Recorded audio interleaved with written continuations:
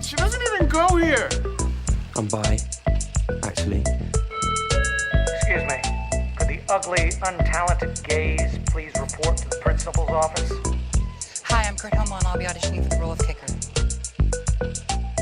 Hello! Welcome in, everybody. Thank you so much for tuning in to today's episode of Not So Straight Nerds.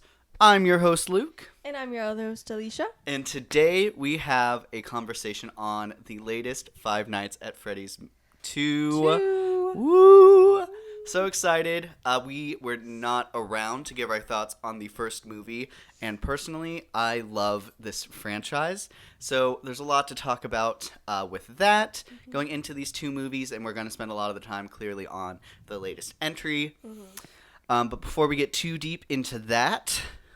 Vibe check. How are the vibes? I'm suddenly feeling like I have a lot of allergies, and I'm wondering at what point do I blame this room specifically? That's so valid. Because I was fine before this. I don't know what's happening to me. It's the curse of the videos. This room is just trying to kill you. Is this the universe trying to tell me to shut up? It said, don't have a podcast. Mayhaps. You be quiet. It's a quiet coyote. Cole made that joke at lunch, and I forgot why we made that joke. Oh, because he was talking about, because of the cold, there's all sorts of stuff happening with his mouth, and it hurts, because he's had chapped lips.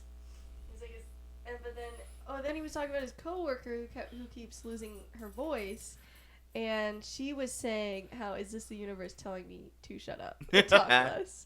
So I kind of stole your joke, but it's okay. That's great. And I'm doing swell. I slept in today, which doesn't typically happen even on weekends. So it was a very nice surprise. Yeah, very fun. So, here we're going to put up a spoiler warning. We are going to be talking details on the FNAF games and both movies. It is quite a rabbit hole, and we will tell you all of the places you can go and see these. Personally, I think it is a blast to learn about the games, even if you don't play them yourselves. There's so much to unpack and discover with it. So definitely interact with all of that in whatever ways you want to. Then feel free to circle back to us here. And yeah, you've been warned. So I wanted to start this movie out. This episode. Right. This isn't a movie. Well, I mean, with the links that we make ours, it kind of is. So we're going to start this episode out with ranking the Blumhouse 2025 movies that we have seen. I think we've only missed, one? One, I think. Well, there was one that was like I think just in Mexico. Interesting. Thanks, Mr. Burley.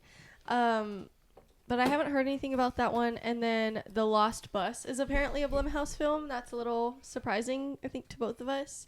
But it was on the Wikipedia list, so perhaps it's true. I don't know. We haven't seen it yet. We really want to, because I think you said it was maybe up for some visual effect awards, right? Yes, it was on the Oscars shortlist for visual effects. Oh, okay. So there you go. We'll get to it at some point. Yes, So I'm we very just got interested a lot too. to watch. So we both have seen, I think, the same 6 movies we figured out, right? Yes. I feel like our rankings are going to be pretty similar as well. Well, I know there's going to be one big difference relevant to today, but otherwise I feel like it's going to be similar. We'll see. Anyways. Well, alrighty. Do you want to take us away? Sure. I have The Woman in the Yard as my number 6. This one and my number 5 I feel like are both really bad movies. The difference here is The Woman in the Yard actually like straight up offended me. Like it wasn't even just that movie was bad. It like actually pissed me off on like a human level, which doesn't happen very often when I watch movies. So pretty bad. I'm actually surprised on Letterboxd I rated it 1 star, and I could rate it. I think I could actually just rate it 0 stars. But I mean, other than the horrible, awful, offensive ending, it like earned its 1 star. Not that that's much, but yeah. So easily my number 6. My number 6 is Wolfman. That's valid. Let me tell you, I was so excited for this movie. I had just recently last year watched the original Wolfman, along with like all of the original Universal Monster movies. Yeah. And I loved this one, so I was very excited to see it. Yeah, and Julia Garner. Julia Garner. It was directed by the person Loved who did The it. Invisible Man, a great modern adaptation of an original Universal Monster movie. And then we got this, and What a way! And this was like January, so it like started out the year. gosh, this truly set the scene for early 2025. Yeah, it was a rough start to the year. Ugh. Sinners was like, it was such a saving grace. It was not even just like a phenomenal film, but it was just on another level because we were so dying from what we were getting in that year. So absolutely. props to Sinners. For me to be so excited for this movie and then to have gotten what we got, like, Oh my gosh. Lord. And I didn't love, Disappointed doesn't and I even never cover liked it. the trailer to begin with, Yeah. but then, But you can have bad trailers and decent or good movies. yeah, one battle after another.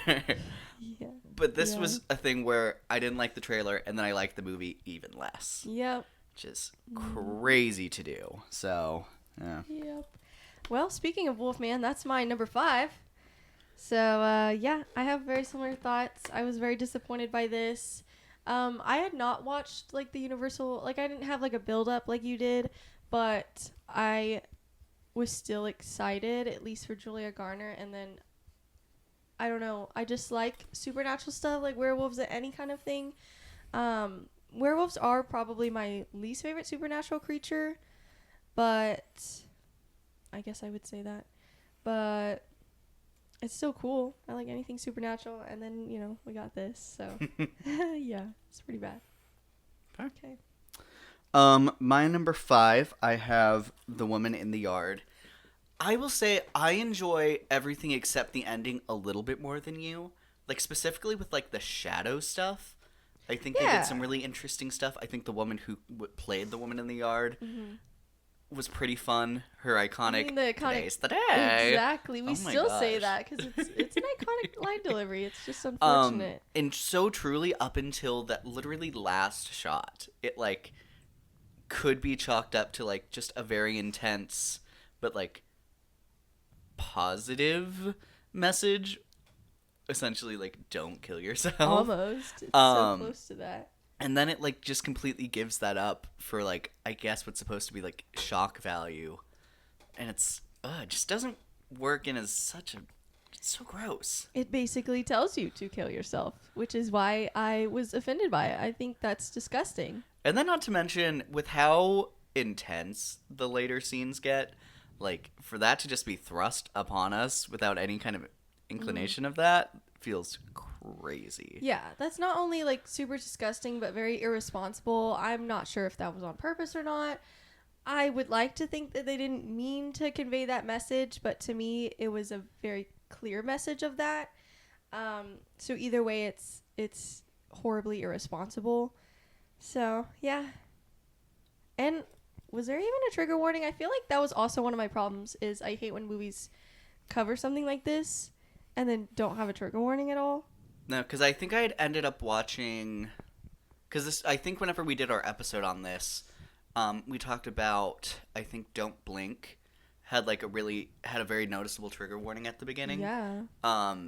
Which was, very much appreciated. Because from, like, the trailers, I don't think it was clear I had no that it was idea. going to go into something that intense. Yeah, I had no idea. And I think this, on a very, I think, similar level of subject matter, and it goes into it at least as intense as that. Yeah. If not, I would say probably a little more so with those last couple scenes.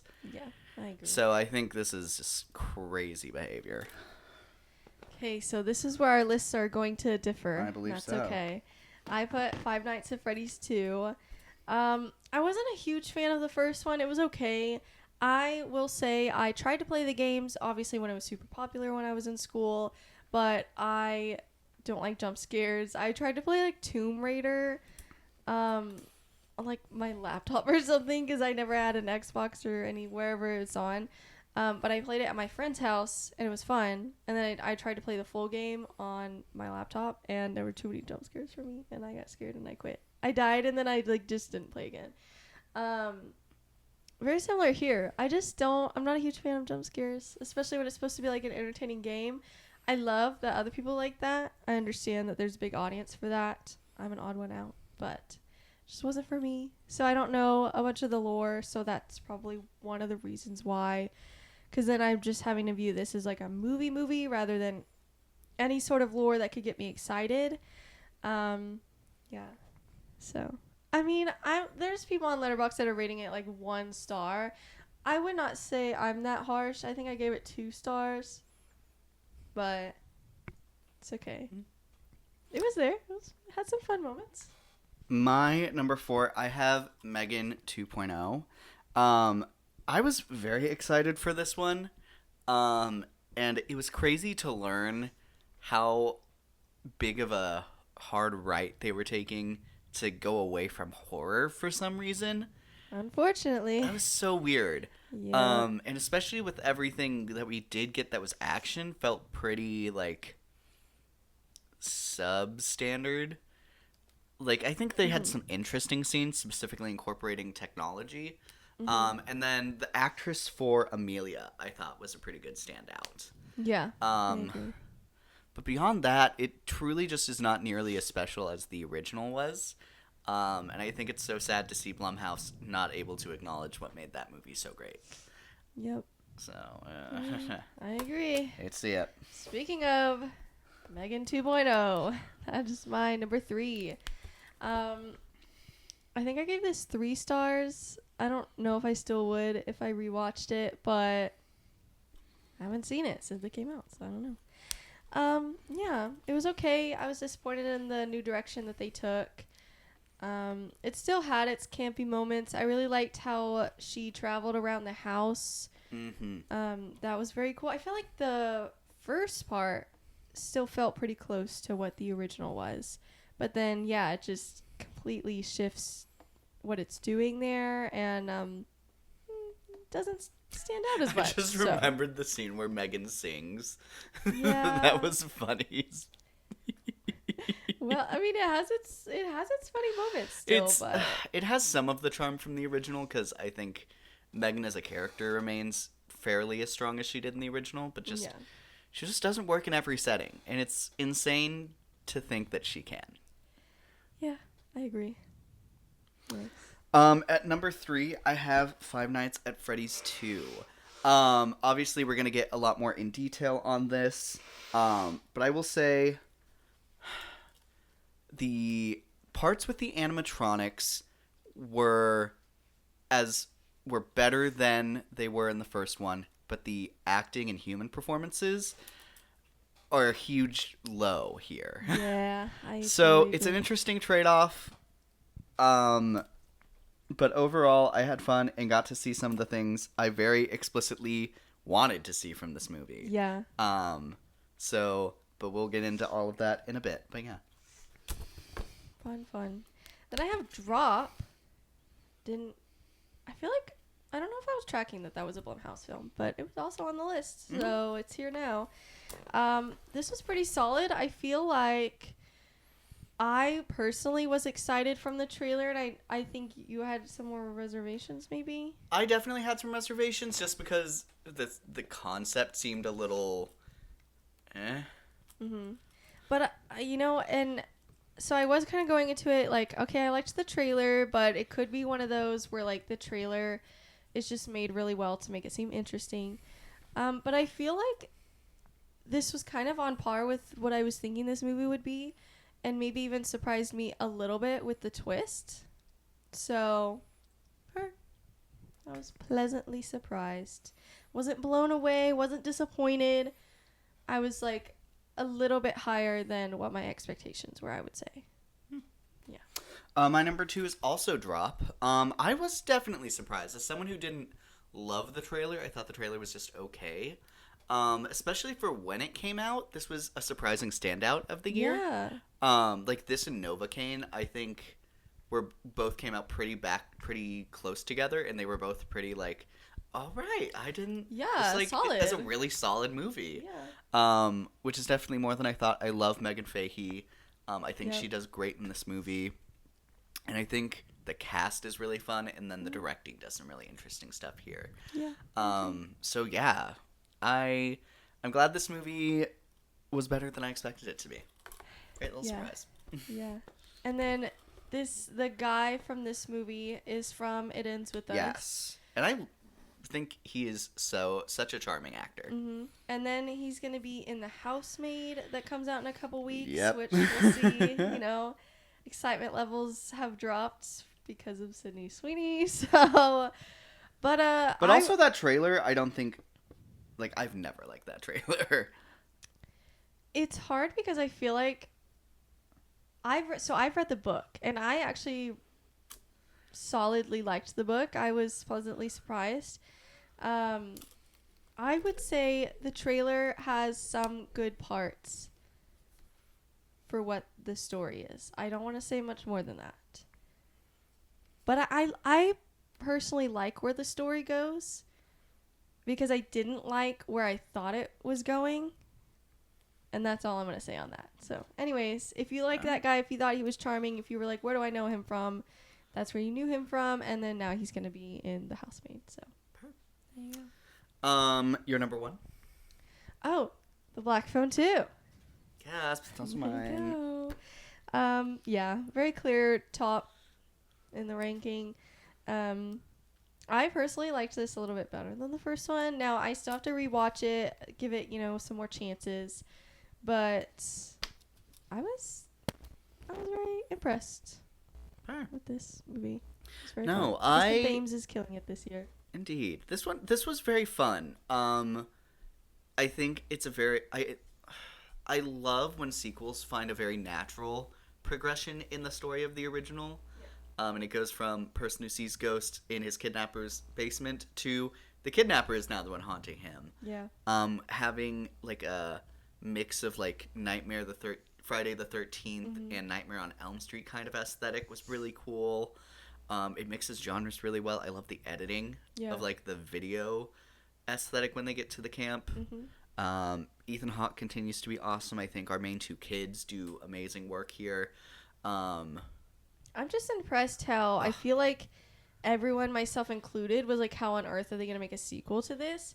And then not only did they do it, but they did it well. I think that's what impresses me more and maybe makes me a little bit biased to have this a little bit higher than the first. I will say, I remember feeling that way whenever they announced they were making another one. Yeah. And then the trailer came out, and I was like, oh, that's pretty genius, actually. Yep. That being said, will they eventually try and make a third one? Probably. And in that case, I have no idea what the next move is. I don't know. Grabber, escape from hell. Yeah. Well, Yeah. there you go. Purr. So from here, our conversation is going into talking about the Five Nights at Freddy's game. Yep. If you want to mark the time so we can bookmark. Okay. So you had said you had not gotten into FNAF at all. What all, do you know? Next to nothing. I did play the game a few times before I was like, this is scary and making me feel bad. I don't want to play it again. But I have I don't know what he is to me, cousin or second cousin, way younger than me, that I went over and I've seen him once a year for Christmas. And he would always talk about the games because he was obsessed with the games. I'm like, you're way too young to play that, but whatever. He had fun with it, and that's all that matters. So, I knew, next to nothing. I recognized the main animatronic characters, and I know the concept that you go into different rooms and try to avoid somebody. Okay. That's literally it. Couldn't tell you more than that. The first game, the first game started out as an indie horror game, which is an independent developer. And I think while it always remained independently developed as the series progressed, truly I think the first game is the only one that can be considered indie horror. Yeah. Because it just grew into one of the most recognizable now. horror franchises ever. Yeah. But that first game, the actual mechanic is you're just in the security room, you have doors on either side of you, and you're looking at cameras to see the movement of the animatronics. And the whole thing is you need to like close the doors, which drains your battery, and the lights to check in going on the camera, it all drains your batteries. If you run out of batteries before 6 a.m., then Freddy comes in and kills you.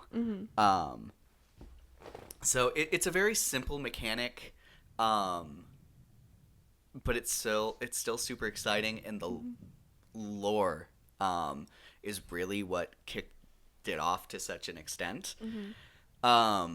In the first game, a lot of the lore comes from the person on the phone. They call him the phone guy. He always rambles about like, yeah, kids went missing there a while back, and yada yada yada. And that's where you get the classic animatronics. You have Freddy, Bonnie, Chica, and Foxy. There's also the rare Golden Freddy, who is much more front and center in the actual movies. Okay. But he's basically an animatronic that just randomly shows up in the room with you. And basically, if he shows up, there's nothing you can do. You just lose. But it's one of those things where it's like a 1 in 100 chance that he shows up. And there's a couple of glitches as well that I think really help the game feel very atmospheric. Like this player's screen can like glitch out and like flash images of the animatronics really close to you, and it has like the message "I'm here." I love the aesthetic of it so much. And so at the end of 5 nights, you get basically your check, and it's below like minimum wage. And I believe on the name, that is where you see Mike's name. But something I think, and I'm no expert on the lore here, if you ever wanted to see great gameplay, look at Markiplier's channel on all the games. The developer has named him the King of Five Nights at Freddy's. He's great to watch, and he's also really good at playing these games, which can get very difficult, especially to the level of like seeing everything the game is wanting the fandom to see. Because every game ends with like a nightmare mode, where like all of the animatronics come at you like nonstop, and that is like so difficult to actually get through. You like have to narrow it down to like a science where you don't stop moving for like the entirety of the night. Ooh. It's insane. But then if you want to break down into the lore of these games, the Game Theory channel with MatPat, who was in the first movie, he breaks that out in such a fun and interesting way. And I would say, even if you don't watch the games, those are so interesting and fun to look at. So I'd recommend that to anyone who's remotely around this realm. Frankly, I think you'll enjoy them more than the movies themselves if you're not fully in the fandom. I feel like I've heard of the guy you said. Oh, for sure. He's huge on he was huge on the internet. He ended up selling his channels, and then it was recently revealed he's been like working as a political advisor to like try and increase like creators' rights on like YouTube side, like with Congress. Wow. So yeah, he's a great. He's so fun. He's so smart. Like he had channels for like movie theory, game theory, food theory, which I personally never watched. But no, he's a blast.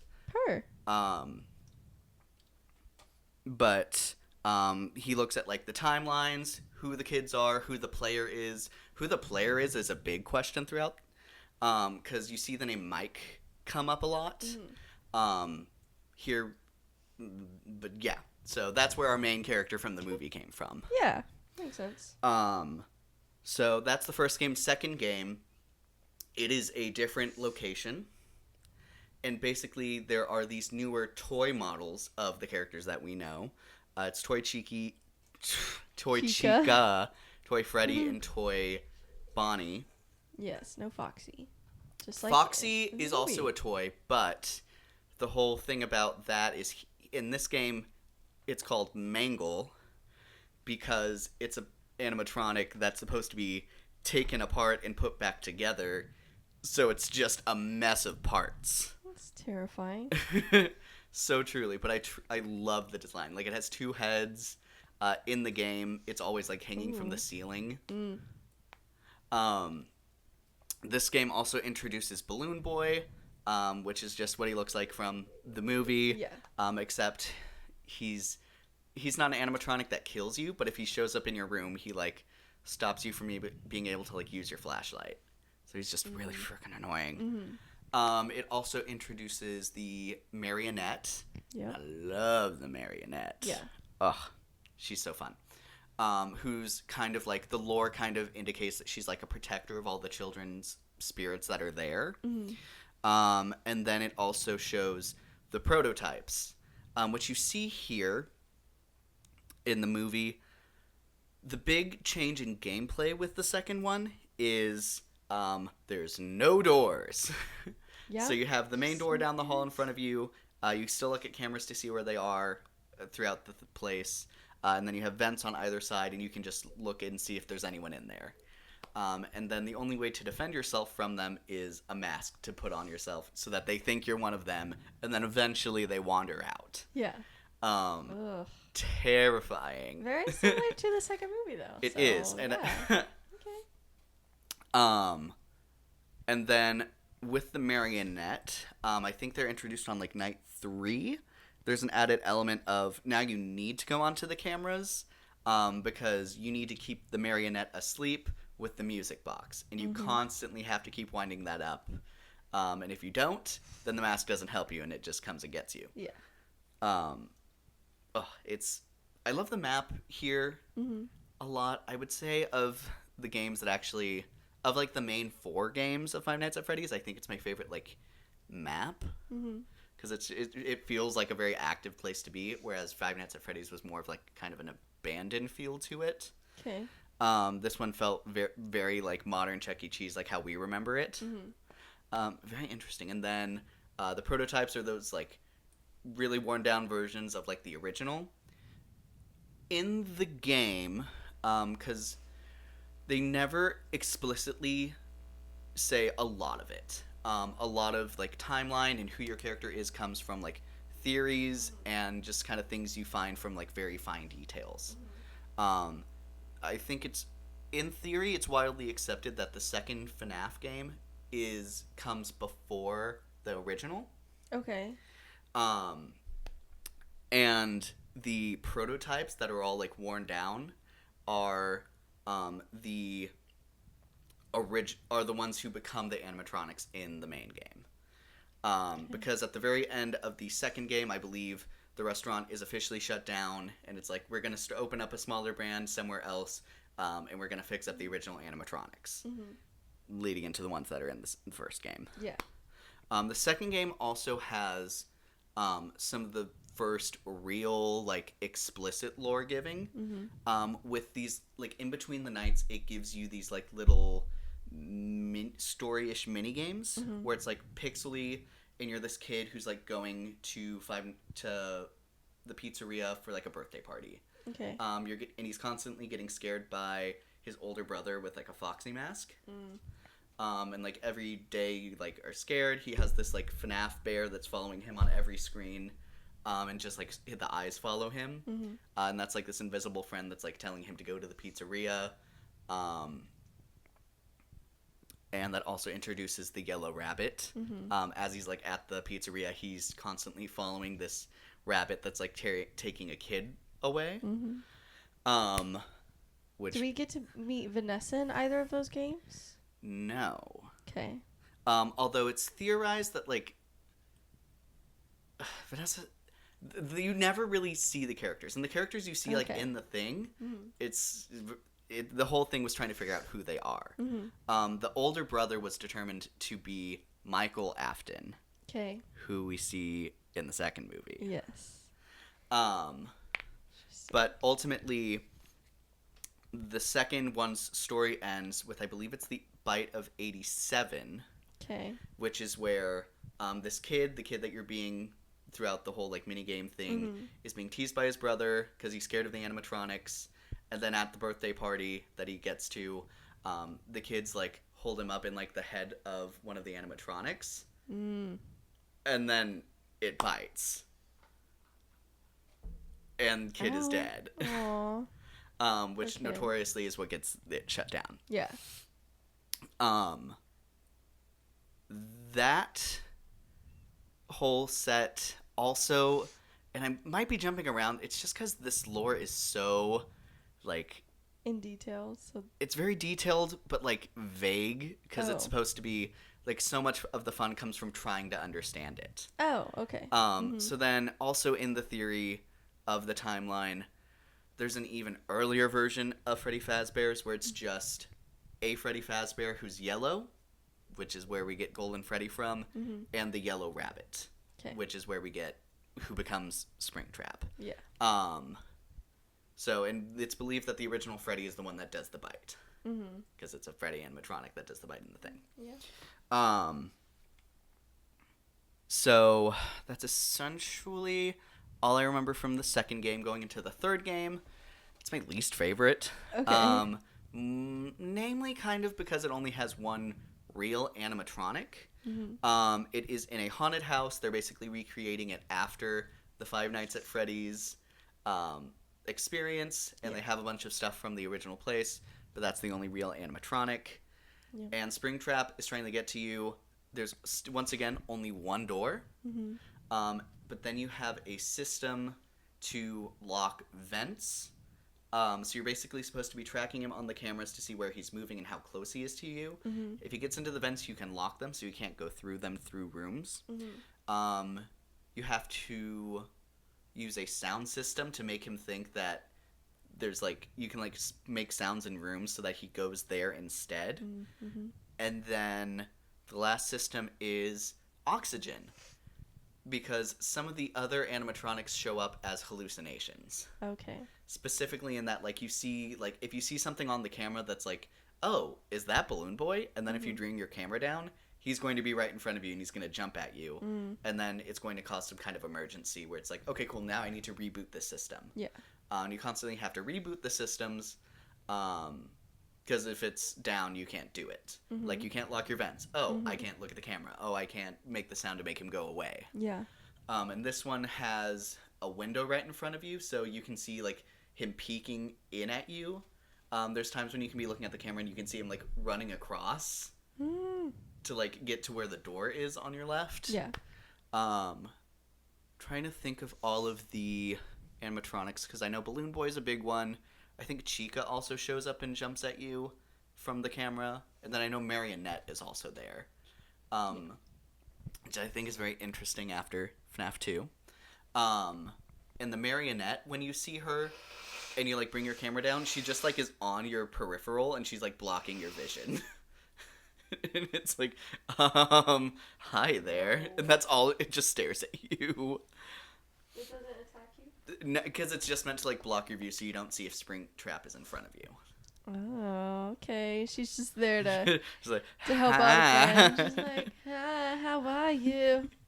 What this game does to the lore is here it's very straightforward. You can get through the game and just kind of end it. To get the real ending, throughout the camera there's like a bunch of like little codes you can type in.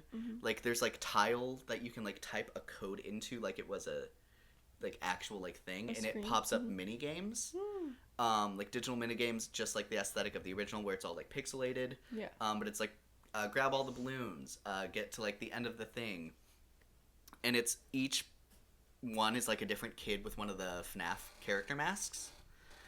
And at the very end, if you beat the game and do all of those games, it's like the place burned down, and it has the masks. If you don't do all of it, all of the masks are still lit up and like their eyes are glowing. Okay. If you do, then the masks are emptied, and it's like the idea is you're helping the kids officially move on. Okay. And you're like freeing their souls from the horrible stuff that they've gone through. Yeah. So the third one comes as very conclusion heavy. Okay. And then they made a fourth one. Cool. Don't they have 5 though, or is it only 4? I believe they're at 6. Oh, I've only seen okay. through the 5th game. Okay. Even 7. They do some weird stuff with this franchise, or some very different stuff with the franchise on the later end. Sure. FNAF 4 takes place in someone's house. Okay. So you're a kid, and essentially you're like sitting on your bed, and you're checking the 2 doors on your either side, your closet's in front of you, and your bed's behind you. And the animatronics here are labeled like Nightmare, Freddy, Bonnie, Chica, Foxy, etc. Mm-hmm. And so they're in your house. They're trying to come and get you. This one, you do get doors back. Cool. But what really sucks about this one is there's a listening element where basically you have to listen to if they're right outside of your door when you like run up to like listen. So like you have to listen to see if you hear breathing from them. 'Cause if you turn on your light and they're like down the hallway, they just like kind of run and duck away out of sight. But if they're right in front of you and you turn the flashlight on, they grab you and you're dead. And they're terrifying. That's scary. So you have those on either side of the hall. I think around night 3 is when Foxy comes into play. If you look in the closet, there's like a little like Foxy plushie. But then throughout the middle of the night, it becomes a real animatronic. And it like, if you like look in there, and it's like you constantly have to like close it to like tame it down until it becomes the plushie again. And then like it keeps evolving into, oh, I see something standing up in there. And then the next setting is like it's roaring at you, and then you just have to close the door. Yeah. Until it's like, are you? Nope. Okay, you're a plushie. Let me run back. And then behind you is where you have a Freddy plushie there, but then there are these tiny nightmare ones with like claws that like are just like chittering on the bed behind you. Okay. There can be up to 3. If you leave the 3 on there for too long, Freddy ends up behind you and he kills you. Okay. So it's a lot of, and there's like a animation of like running to each thing that you're going to do. So it's a very unique energy. Because it's the first game where your character is actually like moving around, and it's the first one where you're explicitly a kid. Yeah. This one added a very interesting element to the theory of like, is this a dream? Is this all a dream? Because you're a kid.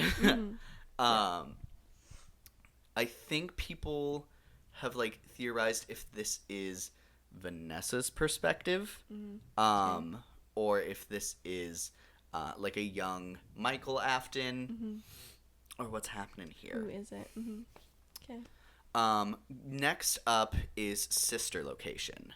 This is my favorite one. This one is a bit more story oriented. Basically, it is a different place. This is basically they like host some events there, but like when you go in there, like the automatic message is very like, our job is that we rent out our animatronics. And this one has different ones, mostly. There's Circus Baby, who's the main one. Okay. You've seen her a little bit here. With the pigtails? Yes. I saw you were like, and I was like, okay, somebody important. Clock it. There's Circus Baby. There's Funtime Foxy, who's essentially kind of like Mangle if they're put together correctly. Okay. Funtime Freddy, who's basically a white and pink version of Freddy. And then on one hand, it's like a puppet Bonnie. Oh. And then Ballora, who's like a ballerina. Ooh. But all of these animatronics, their whole thing is they're the latest models. So like their faces open up and you like see like the mechanical like claws and eyes, and it's like face huggery-ish. It's like kind of like the xenomorphs. Not xenomorphs, the Demogorgon from Stranger Things. Okay. Like it opens up and that's like how they get you. This one's a lot more oriented in that, like, you get there, it's like, cool, how are you? Please insert your name. Yeah. And, like, every night there's a bit that, like, the thing you're supposed to be inserting information on is all, like, jittery, so it doesn't know what you're trying to put, and it assumes what you're trying to say, and it's something crazy. Yeah. Like, I think one of the big one, like, when you try to put in your name, it's like, your name is Eggs Benedict. Mm-hmm. How would you like to be paid? Butter gift baskets. And stuff like that. And then you go in and you're supposed to, like, check on the animatronics. It tells you to, like, persuade them to behave, and it plays this, like, electric shock and, like, howling, and then it's like, look, they're on stage.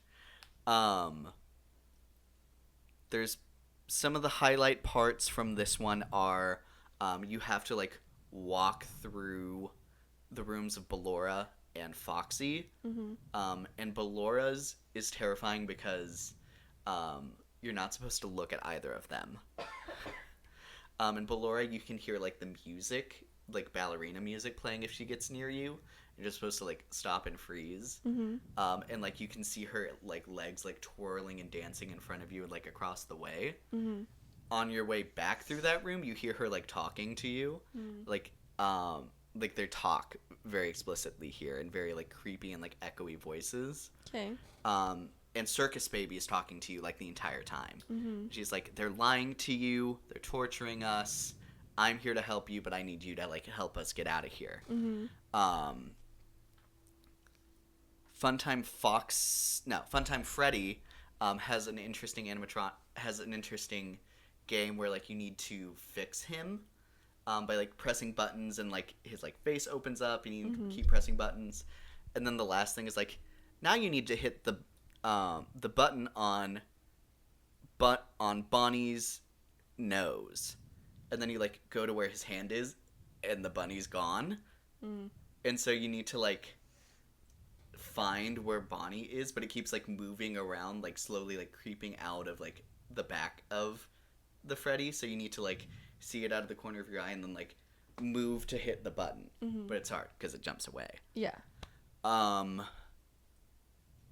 This game has a secret ending. In the Funtime Foxy room, it, like, tells you to, like, run directly straight, but if at, like, the very end you take a left, you end up going through a vent into this, like, secret room, and you're fighting this basically secret animatronic called Innard. And and, like, he's, like, just a bunch of different parts of animatronics kind of put together, and, like, it's a clown face that's like in the main room that you spend most of the game. Okay. It's his face now. And that is where it's a lot like the original FNAF game, where you're, like, just trying to keep him out. Yeah. If you get basically everything in the game, the lore is Circus Baby was designed as a machine that's supposed to, an animatronic that's supposed to count down how many kids are in the room. And when it's down to 1, it's supposed to initiate a secret protocol. And William Afton, the creator of all of the animatronics' daughter, was told to stay away from it. She did not. And basically, whenever she was left alone in the room with it, and you can see this in, like, the pixelated art, it, like, it has an ice cream cone come out of it.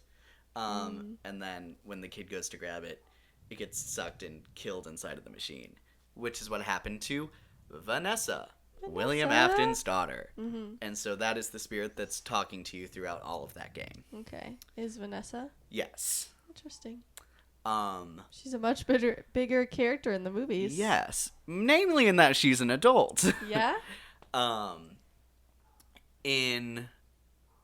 With Innard, you see a lot more of him in the next game, which is like a custom Five Nights at Freddy's experience, where I believe it puts you in the original place, but it has basically all of the animatronics from all of the other games. And, like, it adds a bunch of, like, different details to, like, how they interact with in this new game. But it's insane. Like, it's 30 different things that can come and get you.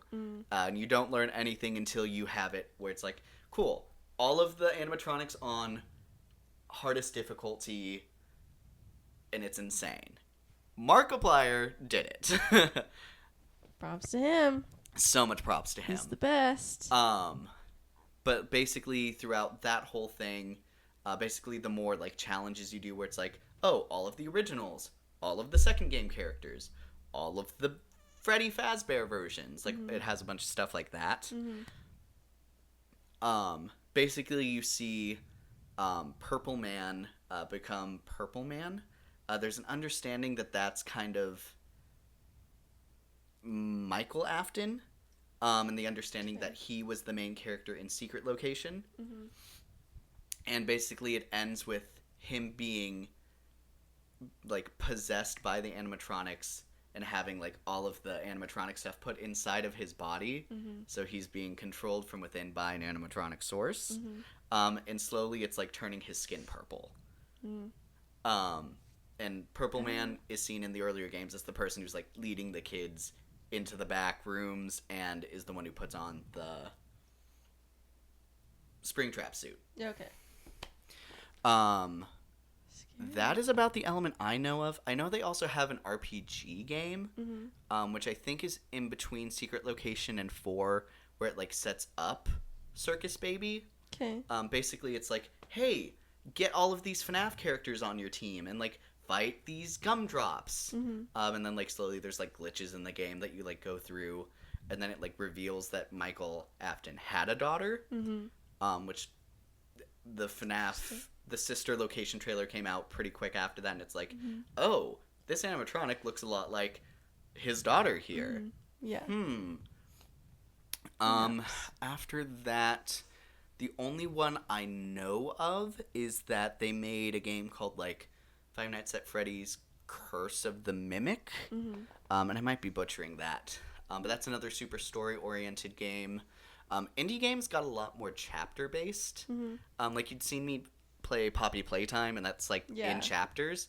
It's very much like that, where you're like in this space and you're like helping some of the animatronics. Some of them are a lot more casual than others. Okay. But I haven't experienced that at all, so I can't speak to that basically at all. Sure. But I do know that was also very popular. As popular as any of the other ones. Very fun. So it's evolved a lot. But the lore is like the heart of why people love this franchise so much. Okay. That on top of, there's an indie trend where it's like something very nostalgic and very happy from like childhood, like Chuck E. Cheese, with like a dark underbelly to it. Okay. And I am a sucker for stuff like that. Yeah. Sure. So going into the movie, mark time as we start talking about the actual first movie. Okay. I would say these movies don't replace the like games. I think they really just kind of go on top of the love that people already have for the games. Like, I would say it reminds me of people who couldn't get into the Mario movie and like saying like, oh, I thought this was going to be a good jumping on point because I've never played a Mario game before. What? How is that possible? Yeah. But I would say it's crazy. similar. If you've never played Mario Kart, if nothing else, like, that's insane. But I would say it's similar in the fact that, like, if you think this is going to catch you up to where people already are, it's not going to do that. Okay. But it's more a thing where, like, if you enjoy the games, you're going to enjoy the movies at the maximum amount. Yeah, absolutely. There's a reason that when we saw the first one, people were cheering and clapping. Oh my god. A little bit with this one. I mean, there was some chatter, especially when like characters came on or things happened. But yeah, which is a little intense for me since I don't care about the lore and I'm like, why is this happening? But then I have to remind myself to not judge because I was there with everybody else with Spider-Man No Way Home when the other Spider-Man came out and I was clapping too. So I have to remind myself it's because they care about it, and I just don't know about it. So it's okay. Good for them. I'm so glad that makes them happy. So, yeah. But going into this first movie, some clear changes. Yeah. Namely, they clearly decided to split Michael Afton's character with this other person who they're naming Mike as well. Because the name Michael or Mike is a recurring name throughout the franchise, and that's where people are like, oh, you're playing as the son, and he's just here at all of his father's locations and doing whatever. Yeah. And then eventually he becomes a monster within that. Here I remember you making out, like, you have 2 Michaels in your franchise. Yeah. That was, I think, done to have, like, the person who's experiencing the game and then also the character that's from the games. Yeah. Okay. It's just a little unfortunate how confusing that can get. But I mean, with the games too, like obviously you said it was Mike as the security guard, and then Michael Afton. So yeah, just a little unfortunate circumstance. But at least one is named. They call him Mike in the movie versus Michael. It's okay. The gamers will understand and love it. So. But with the idea of, it's just kind of funny. Like, out of all the names, like, I get in real life, like, yeah, there's a lot of Michaels, but it's okay. I will say, I remember really loving this movie the first time I watched it, and I still enjoy the movie. We rewatched it right before we went to go see the second one. I think the animatronics are brought to life really well. Yeah, they, I feel like it could seem cheesy or they could look bad. I'd be interested to know how practical they are. They look like they would be at least a little bit practical, if not a lot practical. But, I mean, with the amount of, like, mascots that they build for amusement parks and whatever, I mean, it's surely, I feel like it wouldn't be that hard to make. So, I just don't know.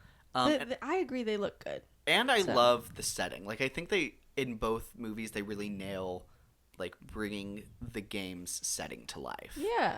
And I love specifically... From what I can remember, I agree with that. And I love specifically in the second one, like, the differentiating of the two. Yeah.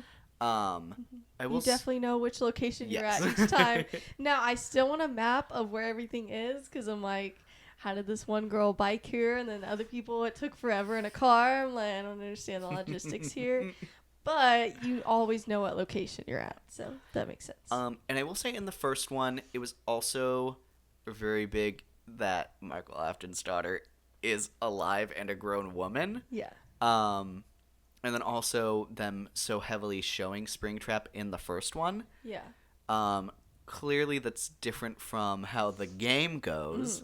I mean, it got a ton of cheers, though. I remember I had no idea what was going on, but everybody was freaking out, and I was like, something big's happening here. But I feel like... Because the rabbit isn't introduced until the second game. Yeah. But Purple Man, I believe, is a character that's, like, adjacent within the first game. Yeah. And Purple Man is ultimately who you see go into the rabbit suit to hide, and then the marionette is the one who basically has the spring locks go on, and he dies in the rabbit. But that's supposed to be something that happens, like, it's lore you're learning from the second game. Yeah. So that's something that needs to have happened in between the first movie and the second movie, so they just did it in the first movie. I think they did that fine. Yeah. And ultimately, I think, like, the rabbit... Like, William Afton in the rabbit suit is terrifying. And I like that it comes off very different from the other animatronics. Yeah, I agree. Terrifying. Very scary. Focusing on the first one, still, I think the characters are solid in the first one. And then whenever they actually have the animatronics being scary, I love it, even if it's very cheesy. Yeah. It's scary. It's jump scary like the game. I feel like these are horror movies where it's okay to have those like maybe like cheap jump scares, because that's the thing. That's what the first one is. Like that's Exactly. the first game is basically what, I don't want to say invented the jump scare, but it's like what popularized that phrase. Yeah. So yeah, I don't personally mind that. I think any other horror movie I'd be like such a lazy way, but that's a part of the game. So it's like you can't not have that. So And I will say some jump scares here. work. Yeah. I think it just involves on like what you do to set up the scene to make it a good jump scare. Yep. I think there's good jump scares and there's bad jump scares. For sure. And I think this movie gets a little bit of leeway just because of the franchise it's adapting. I agree. I'm more patient with it. So. I will say the ghost kids, I think they do a really great job of including them here. Yeah. I like the idea that you don't, unlike in the game where you get like the like screens and like in between nights you see stuff happen. Here it's in his dreams, which I think is an interesting kind of like change. Yeah. I think that fits the medium pretty well. And I think the kid, like whenever the kids like attack him, I think is terrifying. And then like one of them like screaming, their eyes like turn black. I'm like, no. Ugh. Yeah. It has its moments. It does. Unfortunately, a big problem I have with this first one is I think it would be one thing if the animatronics like got along really well with Abby, the child character. I think it doesn't work that they get along so well with the adults. Yeah. I think that really cuts the scare out of these characters. Yeah. And I think the second one has a little bit of a fix to that I kind of appreciate a little bit more. But I think it does just make the characters less scary inherently. Yeah,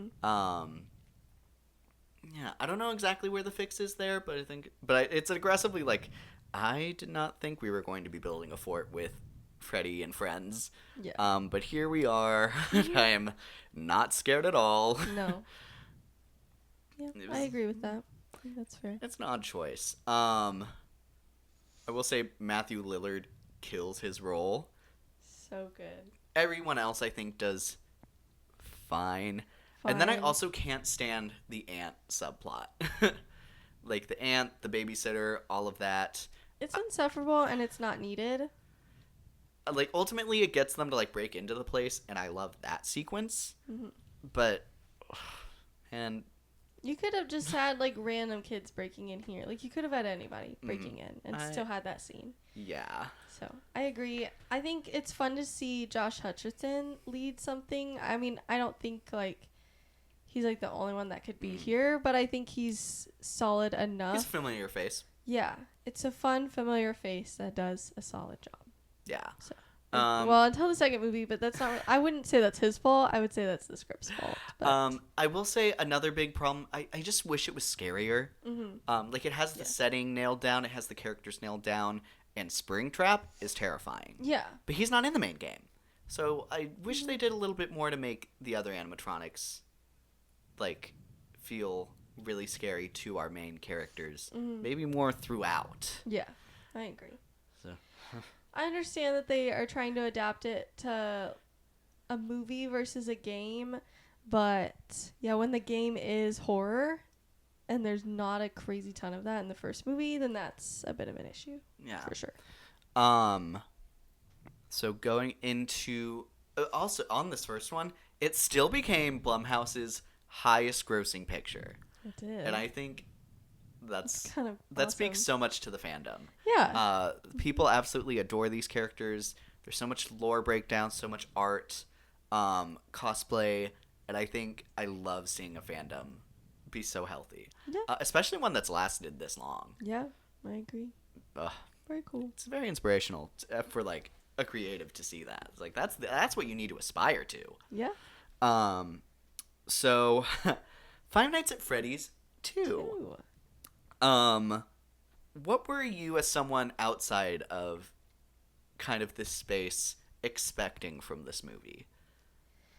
I was excited to see McKenna Grace. I don't know. I do feel like I remember liking the first one a little bit more, but then I saw I had it at 2.5 stars on Letterboxd, and I was like, oh. And then I rewatched it, and I was like, yeah. I was like, yeah, I guess. So then this one, I was like, well, and then the critic score came out for this one, which is very low.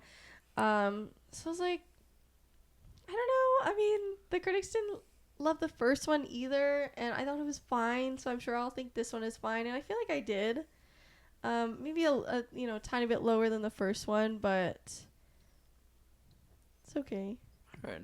I don't know. I didn't have like high expectations, crazy expectations. I expected to go into it liking the animatronics, and I did, and I liked some of the new characters, and yeah, I'm like, sure. I will say I was excited because even though I don't think the first movie is great, I really enjoy the first one. Yeah.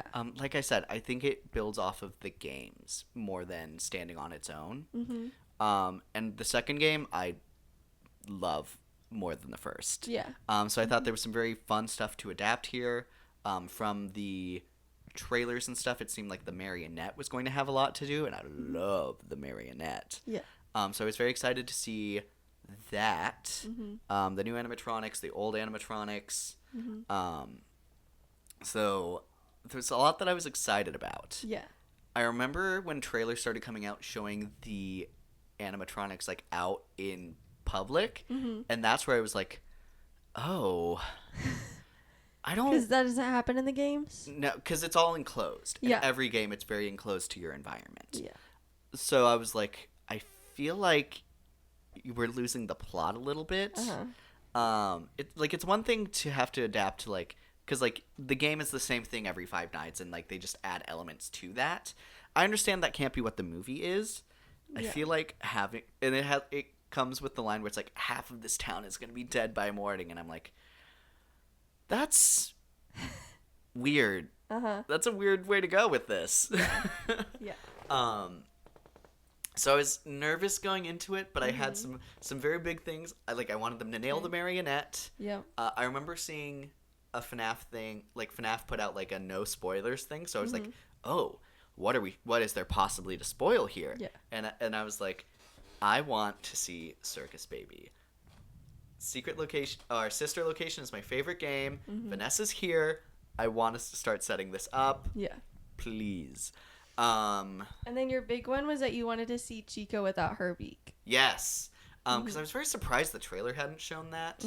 Because basically, in the game, you have the exactly like in the movie, the doors right in front of you. But you have to shine your flashlight to see anyone there. And Chica, as soon as she shows up there, has her beak off, and it has that gross animatronic mouth that you see. And I was like, it feels weird that I haven't seen that in the trailer. Yeah.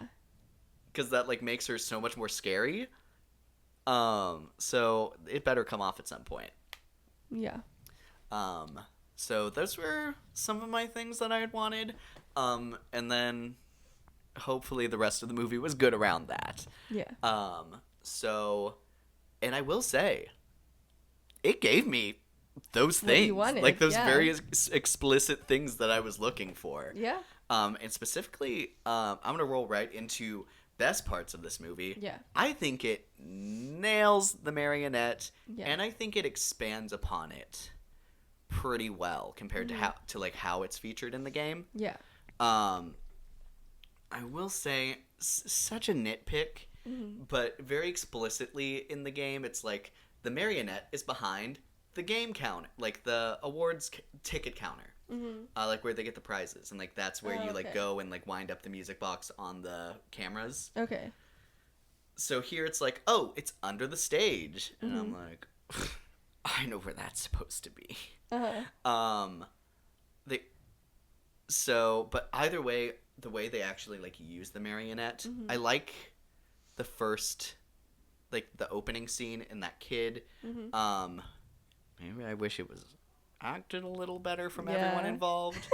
The kid actors were, just okay. I mean, I have more patience for them. But I'm it's not the gonna kid hate on actor them, going, but... and then all the parents, and I'm just like, like, I feel like there's better ways to do this. Like, you're aggravating. You're supposed to be aggravating. Sure. I didn't appreciate that at the time, but then I liked the idea that it's like she's holding on to this for 20 years. Yeah. And I'm like, you know what? If someone acted like that to me 20 years ago and I died as a result of it, I would also want to murder them. Yeah, I mean, I thought it was a little ridiculous that they pointed out that she didn't blame the person who murdered her at all, and blamed the parents that didn't prevent it from happening. I'm like, it's okay to hold a grudge, but there is objectively someone who did murder you, and But he's already dead. yeah, but it's like, but he wasn't for a while. I'm like, okay. Whatever. There is someone who is actually at fault here. But I also understand holding a grudge because they could have helped. But whatever. Other great things. I love the jabs at the new game's like set details. Mm-hmm. Like I love the mask bit from the trailer. It's like there's no way that's gonna work, and then that's exactly how it works. Yeah. Down to the fact that in the game the prototype Foxy is the only animatronic that doesn't get fooled by the mask. Yeah. And then same in the movie. Yes. That's fun. In the game it's explicitly like if Foxy's there, you have to keep flashing the flashlight on and off until it goes away. Otherwise, it jumps at you, like in the trailer, like in the movie. Yeah. Which I was like, that is such a specific detail. Yeah. And it's so satisfying that they included that. Mm-hmm. Other things, I liked Ghost Springtrap, like in William Afton following his daughter. I thought those scenes were fun. Marionette. McKenna, I loved the ghost hunting bit. Like, that whole scene I thought was very fun. Like, whenever they're like, we're investigating the original Five Nights at Freddy's. Mm-hmm. I also love seeing McKenna Grace, knew she was going to be there. I remember seeing him in the trailer. His name is T.O. Briones from Final Destination Bloodlines. And I'm like, heck yeah. I think he was great in Final Destination. So, go off. And then the other guy from Scream. Yes. What's his name? Skeet Ulrich. Skeet Ulrich. Skeet Ulrich. Yeah, I was so close. Yes. He was very fun. I wish maybe he had more to do, but I mean, I understand within the context of the movie that his character didn't have a lot to do. I will say I love the hints at Scream in there. Yeah. Like his first line whenever you see him is like, yeah, I get a lot of prank phone calls. And I'm like, I'm sure you do. No, I'm glad like they had those little bits if the two of the actors couldn't interact. It's a little disappointing, but I mean, I'm not going to dock the movie for that because you can't have them interact. It sucks when one of the characters is already dead. Yeah, but when they're in the same movie, you're like, ugh. But I understand. It's okay. It's nothing they can do. Still fun to see him. I love that McKenna Grace was the first one to get possessed because she looked awesome. Oh my gosh. She killed that. I feel like I could go on about the Marionette plotline for so long. Yeah. Because I love everyone who was possessed. Yes. Well, the kids, I would say, looked good. Maybe not the final person. Oh, I mean, we didn't really get to see it. We saw the eyes. Yeah. But I love the design, like especially, I don't know, they're just so terrifying. Very terrifying. And then like McKenna Grace with like the arms wrapped around Vanessa. Yeah. I thought that was terrifying. Mm-hmm. Oh my gosh. Ugh. She killed cool. That. I feel like, and I don't know if this is true. I just feel like, because it was funny to see her rate these movies 5 stars on Letterboxd. I have to wonder how big of a fan she was of the games and the lore. Because I feel like I could see her she's being exactly a the huge age fan. to fall into that. Right. So I would have to imagine that she was a big fan. That would be really fun. It gives me it reminds me of like the Brie Larson casting for Rosalina. So again, don't know if McKenna Grace is a fan of the games, but she seems like she would be. She seems like a woman of taste. Yeah, exactly. Any other good parts? I feel like I'm forgetting something. I'm glad the teacher got killed. He wasn't. I'm like, you should get fired for that. It's one thing to like. It's horrible enough that you don't believe in kids. It's another thing to deliberately break their project so they can't. I'm like, she has a project in her hands. The craziest line to me was like in like that first scene where you see him and he's like, "You should just not be a part of the show and take a C." I'm like, you're telling your student that you're going to give them a C if they don't do it, but that they shouldn't do it? Yeah. Just like, if you don't want her to do it, give her an A. Yeah. That's so insane. That's ridiculous. No, I'm so glad he died, and I'm glad he died in a horrible way because he was insufferable. Also, he also kept sounding like the chicken guy from Toy Story 2. Yeah. I'm like not like looks, just like he's just sounded like him. I was like, I wonder if you're the voice actor. I don't actually know that. I don't know because I don't know who it is. But speaking of voice actors, nice. Something I thought was very weird randomly was that like clearly Chica was randomly Abby's favorite here. Yes. Because she kept mentioning her by name instead of like, oh, I don't know, Freddy, the main mascot. Yeah. I literally, as I was looking at this outline, I saw that Toy Chica was voiced by Megan Fox, and I'm like, so that's why. Yeah. Also, speaking of voice acting, Matt Pat, the game theorist, the guy who was the waiter in the first movie, he was the voice of Toy Bonnie. Guys. Is he? It is the guy from Toy Story 2. I knew it. I knew it. I clocked that. I'm glad you did. That's awesome. Wait, I feel like a genius. He's a very distinct voice though. Yeah. But I'm just happy to get that confirmation. Anyways, sorry. I also will say, I think, what's that actor's name? His name is, where are you? Who are you talking about? Freddie Carter. Yep, from Shadow I feel and like Bone. he has like the best like look for this casting, I feel. Yeah. Even if his character, I think, was used in a weird capacity. He was kind of cringy, man. I was like, ugh. Even though he looked so creepy, like every time you deliver a line. I feel like I liked him a lot, like when he was like giving the tour. Like I feel like he had great creepy energy, whereas like I feel like it could be revealed that you're a ghost right now, and I'm like, that tracks. No, but that because I didn't know scene, the lore, I thought it was just like a running joke that all the security guards at each location was named Mike. I was going with it. I was like, cool, sure, why not? That was really. But I was funny. clocking the purple on him. Purple. I did. Purple. I did not. I never did. I don't remember that. Oh, like his clothes. Yes. Oh, okay. Like, I think his tie was an aggressive purple. And I was like, I see you. Mm-hmm. I see you. You become purple. I'm going to see you become purple at some point. Clearly. Cool. Good to know. No, I'm glad he gets more work. Because he was great in Shadow and Bone. Honestly, that whole cast is great. Entire and cast. deserves so much more work. Yep. So, I think we covered most of the best parts. Yeah. What are some of the... Can you think of, like, anything bad here? The acting?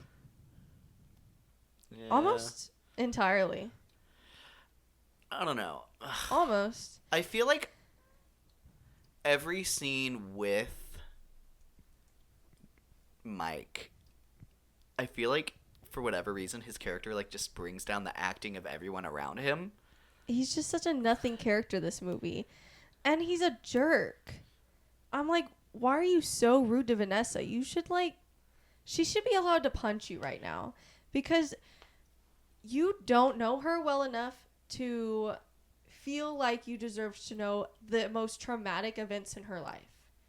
Actually, screw you for that. Because...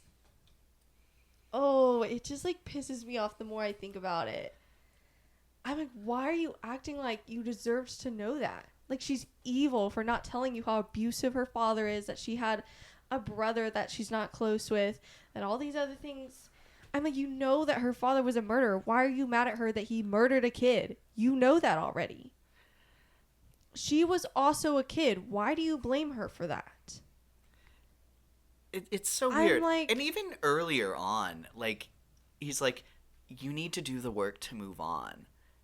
And I'm like, dude, maybe have this conversation with the person you actually are responsible for. Yeah. Your sister, when you're Yes. actively avoiding that conversation with her. Yes, exactly.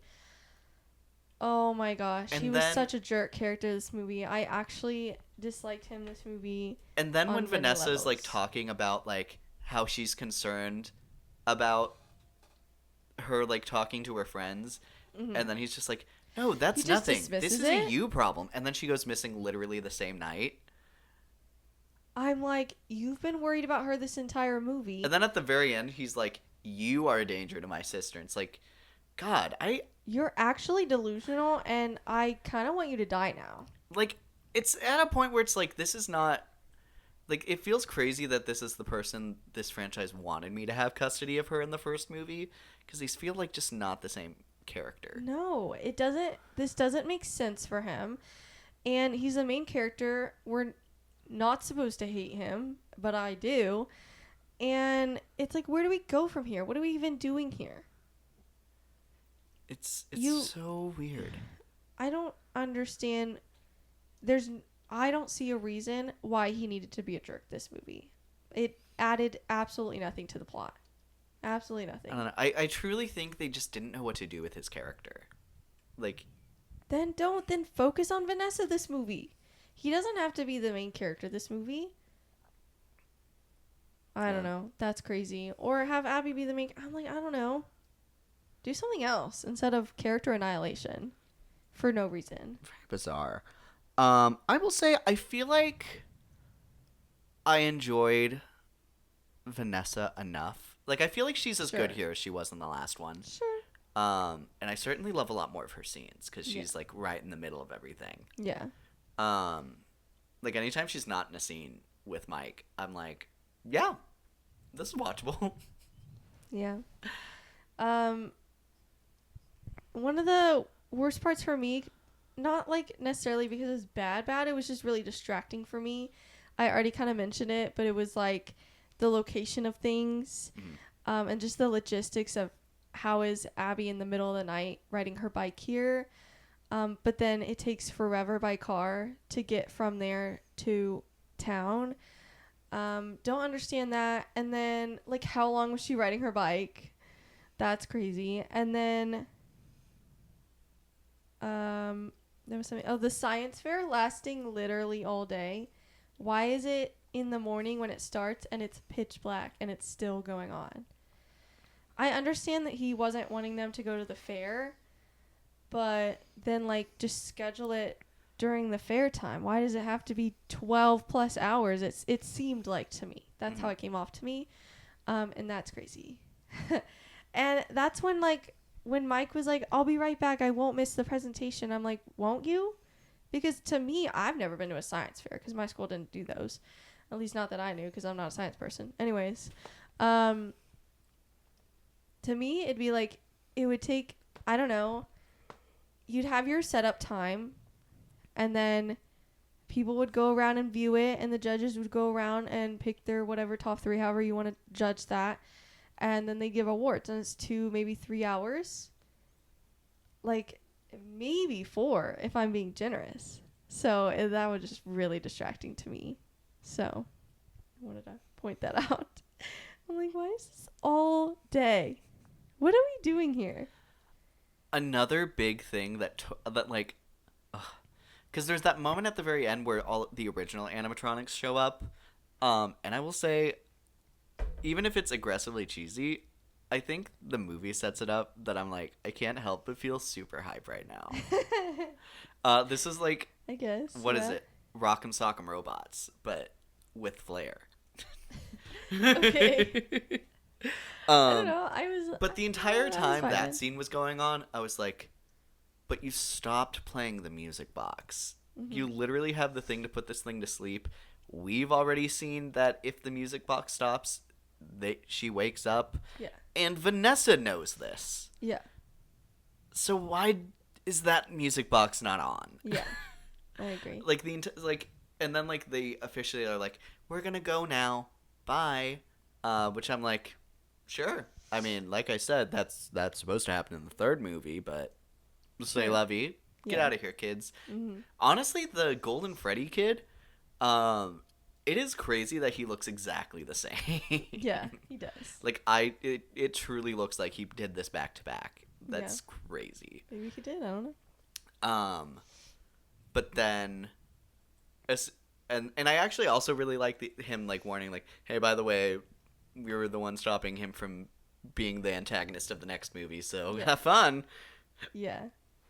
So I thought that was fun, but then Marionette comes in, and I'm like, I knew it.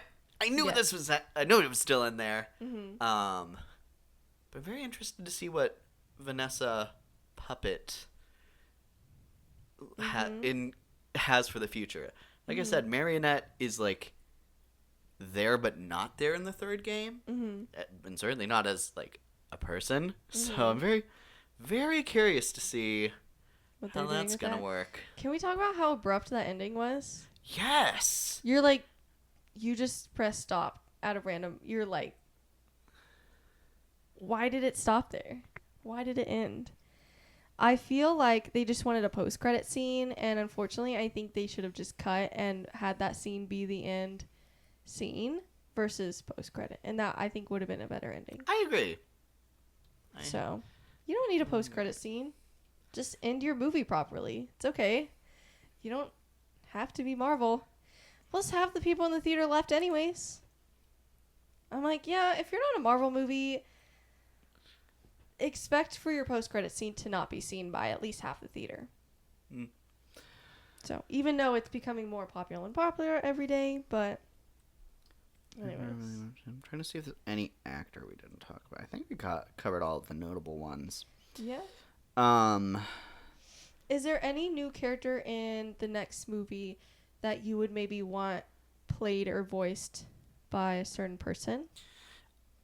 I will say, like I was saying about the third game. Because I know it's your least favorite, so. I don't know. It's just such a different aesthetic. I'm very and it's such a darker it's lit like such a darker game. So I feel like you can't even like truly appreciate the surroundings. Yeah. So I truly feel like they have kind of a bit of a blank check for how they want it to look. Yeah. It's just going to be very like yellow and gross green whenever we get in there. Is it just like, could it be the haunted house be anywhere, or is it like in town, or? No idea. Like these games are so like internal, you have no idea. Like there's no town. Yeah. Like you don't know how close this is to the other one. Okay. You don't even know when the games are necessarily going on outside of like. Sometimes there's dates on like checks, and stuff like that. I mean, they definitely are setting up for the haunted house. Obviously, in the post-credit scene, they had aggressively so. Yes, the people talking about it. But yeah, I'm interested to see them adapt him as like haunted animatronic now. I'm interested to see how that performance and how it changes from him like being alive in the suit. I'm very curious how him possessing the suit is going to be different. Contrary to Quentin Tarantino's belief, fuck off. Matthew Lillard is such a fun actor. I feel like he can do, and I think he does great work here in these movies. Like I'd probably say he gives my favorite performance among all the movies. I'm very interested to see how he changes it up here. And then I'm just so curious how they're going to do all of the other, like, because all of the other animatronics there are illusions in the game. It's like you're seeing them because you're not breathing enough oxygen in. Oh, okay. So I'm curious how Vanessa fits into that. I think it easily can. But are they going to do more? Are they going to lean into the idea of hallucinations? Are they going to not and just focus on the living people and animatronics that are physically there? Yeah. How does our main character get there in the first place after it's I don't know. That being said, I also really liked in the trailer the idea of like the machine leading her to the new location. Mm-hmm. I feel like it's gonna be weird to do something like that again. Yeah. So We'll see how that works. yeah, I'm very curious how this next one goes. Mm-hmm. Yeah. I mean, if it's just labeled as like a haunted house, I guess they could just feel more comfortable going there because in their minds it's not like they're going to the location. Well, but you're still guarding the haunted house. There is still a security guard. Then I don't know how they'll end up there. It'll be interesting. Unless like Vanessa's the one terrorizing it and somehow they find that out. Actually, that's a great point. You do have Vanessa possessed, so that can easily just be like, hey, go here. Let's go save them. Yeah. Yeah. I feel like that's a pretty easy move, actually, saying that. So we shall see, because it's still doing, like, I mean, obviously, like, critics, but, I mean, the last one, too, wasn't that great. So, I mean, clearly don't care about that. Box office-wise, it seems to be doing not too much lower than the first one. Like, still pretty solid. It's still doing really well for, like, Blumhouse overall. Exactly, yeah. Like, currently, I think its domestic opening is, like, the third highest. Yeah. Well, so I'd imagine they're going to make a third one. But then going even a little further, if we will, the fourth one, I was checking out their house specifically, because the fourth one takes place in a house. Yeah. But the layout of the bedroom that you're in is very specific, because you have to have a bedroom with 2 doors and a hallway on either side, which doesn't seem to be the house they're living in. No. I was like low-key expecting like the ending to be like, okay, the house is done, and then it's like the house from that fourth movie. But they've got a while to tease what they're doing with that. I mean, they could, for whatever random reason, do like a remodel on the house, or it could be like Vanessa's old house, or and I think that might be what they go for, because a big Easter egg that kind of ties a lot of this together, like a big hint towards the timeline, in the game where you're in 4, when you're like looking out like the hallways, there's a lamp, a very recognizable lamp, that is also seen in sister location, as like in between each night you like go home and watch some like cheesy soap opera-ish cartoon, and that lamp is right there. So and that is accepted to be William Afton's house, Michael Afton's house. So and he's still here, so he's somewhere. here. What kid is going to be in his house? Is going to be a flashback? Wonder if it's going to be his kid. Maybe his daughter. Perhaps. Truly, they're so doing their own thing. I think they can just do whatever they want with it. Yeah. Cool. So interesting stuff there, and then I just so aggressively want a sister location. Yeah. Like if this franchise, I need this franchise to go at least that far, because I just love those animatronics and that story so much. Yeah. Ugh, I think Baby, as a main character, is gonna blow up. Yeah. And I love her so much. I mean, if they keep performing like this, I can't see why not. Yeah. So. And like especially, I can't wait for like Vanessa's like voice to be coming out of it. Like I think her voice adapting into that is gonna be really cool. Yeah, and there's like next to nothing in terms of new releases next weekend. I think Ella McKay's coming out, but I haven't seen how wide of a release that's even getting. So hopefully that means the second weekend drop won't be very big, because it won't have a lot of competition. So we'll see. It's got some time before Avatar, says, sandwiched in between 2 big Disney hits, but it's still doing pretty well. So all things considered, that's awesome. I mean, would have been nice if they took the Halloween spot, I think. I do really think that this movie still would have benefited a lot from coming out in October. Yeah. I don't know why everyone's scared of that Halloween spot. To be fair, in hindsight, I think I was overlooking the fact that Blumhouse owns Black Phone 2 and Five Nights at Freddy's. Yeah. So they had to pick one. That being said, Black Phone 2 has a very heavy winter element to it. Yeah. Like with the snow. So I maybe would have flipped those. Maybe. I actually agree with that. Yeah. But what Oh, you well. gonna do? Say la vie. Real quick before we started going into reception and box office, I kind of wanted to throw some ideas out there. Sure. Especially because I recently saw a video kind of breaking down indie horror evolution. Okay. And this is like right in the center of that conversation. Mm-hmm. So it made me think, obviously this is a franchise that is doing very well for itself. Mm-hmm. Are there other indie horror games kind of in the same vein that could adapt into here? And I'm just going to pitch you a couple. Okay, because I I'm know not a you don't big know gamer. any. Okay, I'm not a big gamer. What, Poppy's Playtime? Well, kind of. But that's very modern. Yeah, I feel like that's that's the only one something I that know. could come a little bit in the future. But I think there's plenty right now that could feed on the nostalgia of, like, in the time FNAF came out. Yeah. So here's just some of the ones that I had listed out. And I just want to kind of hear some things that you think could be interesting Smash from or pass? them. Like, essentially. What is it, watch or toss? Sure. Let's go with I that. feel like there has to be something more clever here. I mean, like... Pitch or ditch? No? Okay. Okay. I like watch or toss. Okay, sure. Which I'm not a gamer, so I don't know a lot about these, but pitch it to me and I'll say if I like it or I not. will say, I think even right before, like just before Five Nights at Freddy's, the Slender Man games were really what kind of started off a lot of this trend. Mm-hmm. And I know they've made Slender Man movies. I don't think they've made good Slender Man movies. I feel like that's Okay. still something that can definitely be, Cool. like, I feel like someone has to have a vision for that that's better than what we've gotten so far. Yeah.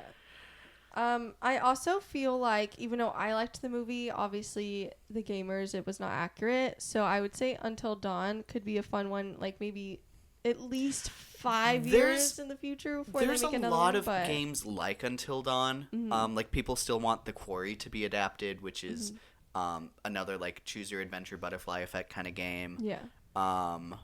Man of Medan. And then there's, like, a whole, like, series based around stuff like that. So Yeah. there's plenty to be adapted. I hope they... I don't know. That one's those are a little tricky because they're such, like, linear stories. Like, maybe they just expand within, like, the same vein of those and just don't take the name like they did with Until Dawn, which is just, like, a completely different story. Yeah. I don't know. There's something to be done there. I agree. I just hope they learn some lessons from Do it this right. last one. Yeah. um Make it fun and accurate. At least if you're going to keep the name.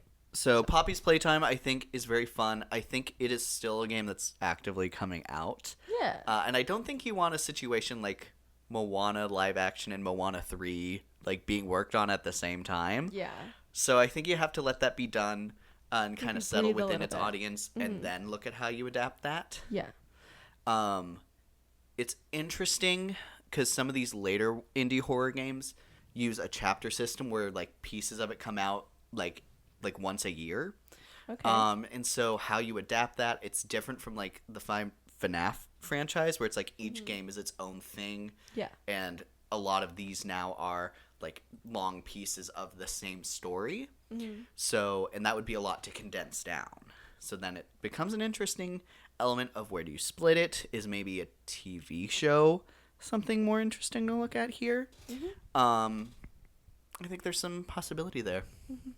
But Poppy's Playtime, I think, is really great. It has some amazing character designs. And the setting, I think, is just so fun. I feel like the setting and characters are very cinematic.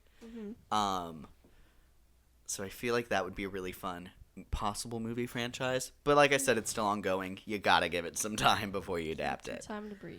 I think a really interesting one would be Doki Doki Literature Club. Okay. This is basically, it's pitched as a graphic novel dating simulator. Okay. But basically, as you go through it, the code of the game, which you can look at, kind of like changes and is like leaving messages. And then like halfway through it, a character dies and unalives themselves very out of the blue. Okay. and then the game like glitches out, and then it like resets itself, and then it starts playing as though that character doesn't exist. And basically it's revealed, and then like the game gets even crazier from there. And it ends with like one of the characters revealing that like they are aware that they're in a game, and they've been changing the code to try and be an optional partner to date you. And they're like slowly trying to get all of the other people in the game erased. Interesting. It's very fascinating. It's super creepy. Obviously, I think the move here would be to have someone playing the game. Like, it's a lot like... You watch Gravity Falls, right? Yeah. It's a lot like the episode of, like, the anime girl that Zeus is dating in the game. Okay. It's very similar to that. But I think that there's something interesting to be done there. It's very, like, kawaii aesthetic in the game, and it's very typical casual. You're learning about these characters, and then their insecurities just become, like, super heightened as the game gets distorted. I think it's so fun. Talked about Poppy's Playtime. Soma is an interesting game. Came out at least a decade ago. Basically, it centers around this guy who's going in to get a brain scan for this, like, very experimental procedure. Right after it's done, he, like, wakes up, and he's in the future. And he is... Society moved underwater because the world was getting destroyed. Okay. And he's now a robot. And so basically he's unpacking that after the world started ending, humans were using that procedure that he was like the first test subject on to basically download their subconscious into a like paradise simulation of what life is. Okay. And he is basically just trying to get himself in there. And he's like going through like different bodies, but then there's this added element where it's like he's like transferring into other bodies to like get to where he needs to, but then he's just copying his consciousness into another thing, and the existing consciousness is still there. Okay. So there's a really interesting element of like, what is it to be human? How does replicating your mind like work? Kind of like Mickey 17 a little bit. It's This a is little like reminding me Mickey of that. 17, but I think specifically within like the what does it take to be human kind of element of like not physically having a human body. There's some very interesting stuff to do there. I think that could work as like an animation maybe even. I mean, honestly, you don't see a human in it outside of the very beginning. Yeah. So there's some interesting stuff they could do there. Fran Bow is one that I really liked. This is basically this girl is in an insane asylum because her parents died. And then slowly as she's kind of aware of this like darker world with like demons and like talking animals and ghosts, she like takes these pills to go in and out of seeing that stuff. And it's like reflecting of like the characters that you like see in the asylum. Like there's these conjoined sisters, and then later on after she gets out, she like is in a house of these like twin sisters who like separated themselves. Okay. It's super dark. You like start learning about like how her parents died. This like aunt that put her into the asylum is like doing some kind of like deal with the demon that supposedly killed her parents. Okay. It's super dark, but there's like such charm to like the different places she goes to. I think there's something interesting to do here if you can get a really good kid actor. Okay. Bendy and the Ink Machine. This came out, I think, a little under a decade ago. This is another chapter-based one. Basically, Bendy is like a demon cartoon character similar to Mickey. And you're investigating, you're like this character that used to run this company, and you were like told to go visit the factory again. And basically this ink machine is basically bringing to life all of these animated characters. And Bendy is basically just like an evil demon dictator down there. Sure. And you're trying to stop him and his ink machine. Okay. It sounds a little crazy, but I don't know, the style of it's really charming. And like you have like cutouts of him that just like keep popping up everywhere. It's a very specific aesthetic, and I think it could be adapted interestingly. Even if the story itself is a little, there's some touch-ups they could do with it. Little Nightmares is a fun one.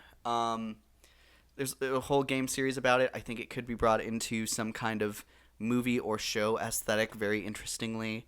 They could still be making them. I think right now they stopped at 3. Okay.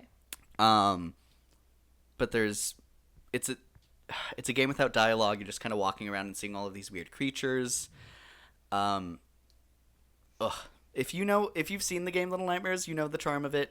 You're like this like little guy, and like everyone else is huge. It's so cool. Okay.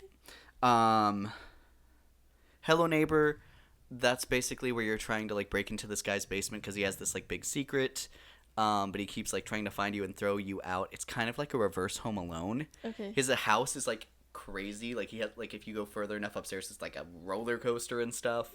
The house is supposed to be crazy elaborate. You're supposed to be trying to sneak around him, throwing like glue on the ground to like freeze him. It has a very cartoony style. There's some fun stuff to do there as well. Okay. Choo Choo Charles, that's a survivor game basically where you go around this like island that's being tortured by this train with spider legs and like a creepy monster face on the front. It's super crazy. And that's essentially the allure of it. Like, what is this creature? But then everyone on the island is like taking it super seriously. It's like, we gotta kill this thing. Oh. I don't know. It's super charming. I feel like it's I feel like Blumhouse. It's a very Blumhouse project. Okay. Chilla's Art Games. Chilla's Art is a Japanese company right now, and they are continually making kind of like pretty quick little story games. They center a lot around like being stalked or like the experience of like, you know, being like harassed. Like the biggest game is one where it's like a coffee making simulator and you're like doing your job, but then you like get like messages left for you that's like watching you. You see like pictures of yourself. There's a lot of games like that. Like there's one where it's like streaming and someone sends you a game where you're like breaking into your own house where you're currently streaming. There's a lot of interesting stuff with that. I feel like those can be adapted pretty one for one and be really good stories. Sure. Yeah. Tattletale was a bit of a smaller game that I really liked. It kind of adds onto the fear people have of like Furbies. Basically there's the little Tattletale and then there's the mama, which is this bigger thing. And basically you're going around trying to find little eggs throughout your house. And if you like don't do it in time, the mama thing becomes this like thing that's coming after you. Okay. So, and I think I can't think of a horror movie that feeds off of like the fear of Furbies yet. So I feel like there's plenty of room for this out there. Furby, my favorite Pokemon. And then the last one I have is a little bit more recent, but I think it's a very exciting little indie movie, not movie, game. It's called Amanda the Adventurer. They've made 2 of them. Basically, you're in this attic, and you're like finding these old like VHS tapes, and it's like Amanda the Adventurer is a show like Dora the Explorer, where it's like talking to you, and it's like, and it like gets darker the more you go. It's like she has this like sidekick lamb, and it's like, what should we have for dinner? Lamb? And then like he's gone, and like he keeps like trying to like warn you about her, and then like the room that you're in starts like changing the more it goes, and you're like seeing articles about like how it was made and about how the girl who voiced Amanda went missing. So that I don't know, it's very, it's like very creepy and charming at the same time. I love that aesthetic. Okay. That's the list I have. If you, as our audience, can think of any other indie horror or mascot horror games in the same vein, please let us know. I think FNAF, once again, could be setting a standard going forward. Yeah. I think especially as Hollywood looks for new things to adapt, since games are such a big thing today, I think that this is a pretty fun and interesting place to expand storytelling. Lastly on our docket, we have looking at... We talked a bit about the reception of FNAF. You're gonna have me guess the cinema score. Yes. So, let me see what the prior one was. Yeah, that was gonna be my first question. So, Five Nights at Freddy's got an A-. That's kind of crazy. As someone who enjoys that movie, I also think that's a little crazy. But, what do you think the second one made? Okay, well, cinema score is mostly audience. Oh, I hate you, Rotten Tomatoes. Okay, sorry. It's being frustrating. So I'm looking at there's an 86 audience score for the first one. I believe it's 88 for the second one. 88? Okay. It is. So, not that much difference. I'll say like a B+, like the next one down. It is at a B. Okay.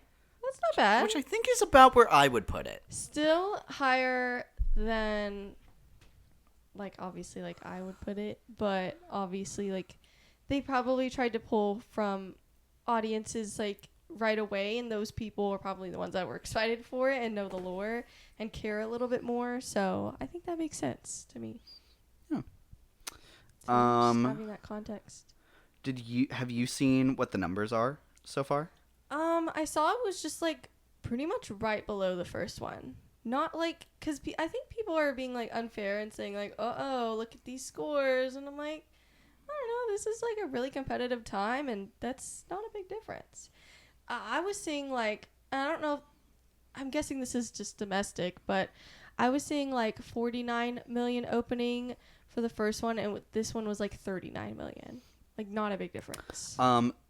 The first one, its domestic opening was 80 million. Oh, but I don't know what numbers I saw. Maybe that was like Friday, or I don't know. That might be Friday. Yeah. Who knows? I had it, but it went away. Yeah, but... there it is. Crazy. So, currently, its domestic opening is at 63. Yeah. I think that's updated with the full weekend's numbers. Yeah. While it's like a good notch below, it still looks to be Bad. the third highest opening for Blumhouse, Yeah. behind Five Nights at Freddy's and their first remake of Halloween. Yeah. So, pretty solid place to be. Yeah. The first one went on to make 297 million, so just short of 300. Mm-hmm. If you had to guess, where would you predict Five Nights at Freddy's is going to land at the end of its box office run?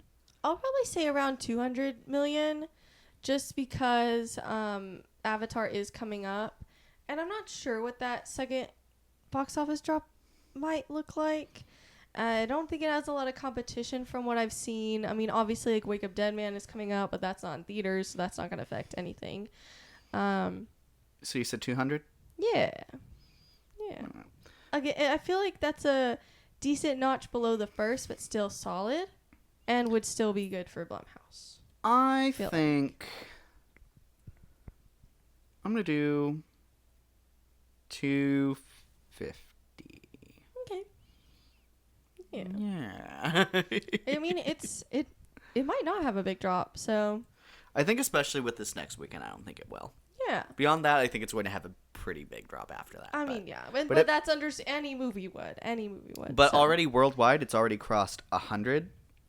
It's Awesome. already crossed the century mark. So, I think I think if it has a really good second weekend, Yeah. and then it just starts falling off from there, I think you can still run some Catch up. distance. Yeah. That's good. So, honestly, fun. that's great for this movie. Mhm. Hold on, I'm curious. With 109, it is already the 25th highest grossing for Blumhouse. And that's just one weekend, so pretty solid. Yeah. And let me see what the budget on that was, actually.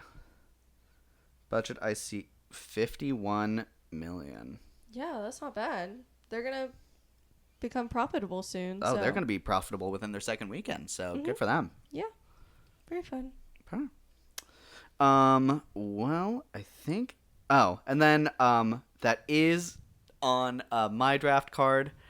We'll see ultimately how it does for me. Cinema critic score scores. and critic score did not help me out. Cinema score's okay. The cinema score is fine. I think compared to some of the 15, whatever it was, 13 or whatever it is, critic score. compared to the other stuff on the draft right now, it's doing me no favors. So hopefully the box office will go on to help me out a little bit. Okay. But we'll see. I haven't done the math on that yet, just because it's still pretty fresh. And we'll probably have an update on the draft on our next episode. time, I yeah. feel like you have this one in the bag. That's okay. I tried. We'll see. Maybe we'll see how Avatar does. We'll see. I'm Avatar has to do so I'm- much for me. so interested in what it's gonna do, and also the more and more I see things like this is gonna be like a finale if they don't get approved for 4 and 5. Everyone's talking about this is like the final showdown between Jake Sully and Cortry. After they've already talked about how they want to make 7 of these at least. I don't know. James Cameron is talking about these movies are really expensive to make, really expensive, almost $500 million expensive, which they look beautiful, so you know where it's going. This is way more justifiable than Electric State or something. But I can understand, if they're worried about, how much is this going to make, how profitable, if it's going to be. It's just frustrating because I feel like it's such a huge part of, the entire, global culture. Everybody knows of these movies. So it's hard to even fathom it not getting approved for a 4th and 5th movie. But that's why I'm who's gonna die? Because if this is supposed to be a finale, because I know people are talking about, does that mean Jake's gonna die? And I'm but then what if they do get approved for 4 and 5? Where do we go without our main character? So I don't know. But then if they don't get approved, I don't know. I don't know. We'll see. The only thing I'm disappointed in is that the trailers revealed that Spider is gonna be able to breathe on Pandora. And that's, for whatever reason, raises high concern that they could do that for all other humans. I'm why would AWOL do that? And if she does that, then maybe I understand the hatred for AWOL. Because that's so dumb. I'm why would you? I understand Spider, because he's not going to ruin your world. But if you then do that for all these other humans, they're for some reason worried about, then that's your fault. Be better. I don't know. So we'll see where that goes. That's my only concern from the movie. Otherwise, I'm so excited. I've heard really good things about the 2 villain characters, their performances. So, and of course, it's gonna look beautiful, and we get to see some awesome trailers. So, anyways, Yeah. Sorry for that tangent. We're gonna have Anyways. that Avatar episode for us is gonna be insane. It is. It's going to be as long as the movies are. No, hopefully not, but maybe. That being Anyways. said, that is going to do it for today's episode. Thank you so much for watching. If you've made it this far, please leave a like if you've enjoyed. Until next time, I'm your host, Luke. And I'm your host, Alicia. And thank you so much for watching Not So Straight Nerds.